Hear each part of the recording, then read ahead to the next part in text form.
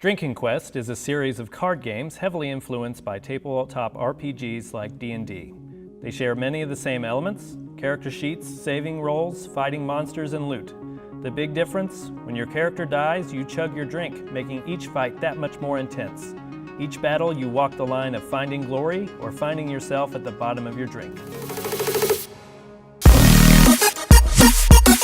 Hello, I'm Andrew here with NerdyRaptor. I'm here with Jason Anarchy, Hello. One of the creators of Drinking Quest.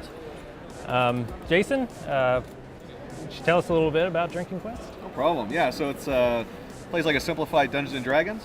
So you have a character sheet, you roll dice, you fight monsters, you level up. But when your character dies in the game, you have to chug your drink in real life to continue. So the entire game is built around that mechanic, so it adds a lot of tension and excitement to a genre that usually doesn't have that kind of excitement. And the cards act as the dungeon master, so nobody has to drink and run the game. And at the end of the game, whoever has the most points, they win. Whoever has the least amount of points, they lose, but they also chug the most, so they still kind of win. It's a nice balance. And in terms of sword and sorcery comedy, the first game people usually think of as Munchkin. Munchkin's a great game. It does what it does very well. In terms of humor, it's very broad. So I always say Munchkin is more like 2.5 Men. Drinking Quest is more like Arrested Development. So I have lots of layers of nerd humor. So it continues to be funny through multiple playthroughs. The way that the game is told, the cards always kind of tell everything in a random sequence of events. Like Pulp Fiction or Lost, you're kind of getting one story bit at a time.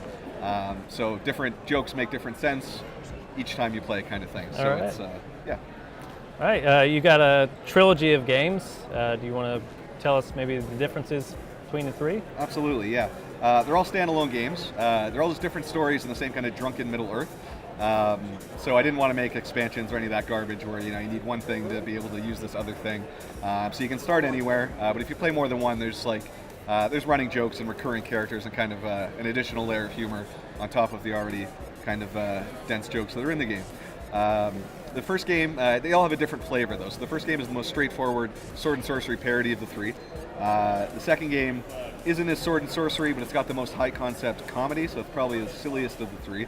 So for example, the first game has 4 quests with themes like low-level goblins that you always fight at the beginning of the game, and the ice level and the pirate level and zombies and stuff like that. Whereas the second game, you have quests that have themes like cat people and depression and leprechauns, so it gets a lot sillier.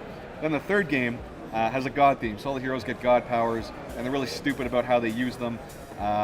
So there's a lot of fighting big enemies and a lot of drunken philosophy and stuff like that. So yeah, we just came out with a comic book this week. It's available digitally on drinkingquest.com.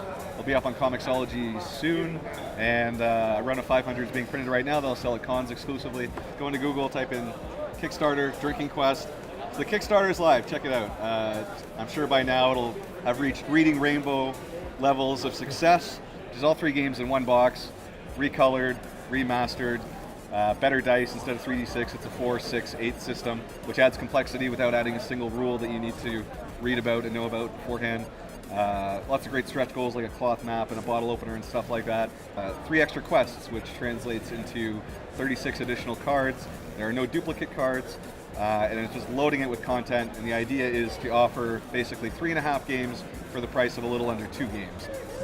So it's a really competitive setup. It's great for you guys. The tiers are really low and you get a ton of stuff. And the video's funny, lots of explosions. Can't stress that enough. Absolutely, yeah. Facebook/DrinkingQuest. Twitter is @DrinkingQuest.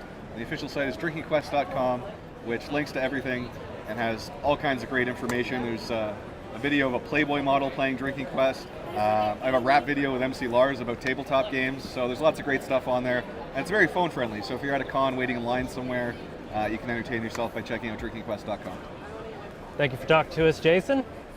Cheers, thank you. I'm Andrew with NerdyRaptor. This is Drinking Quest.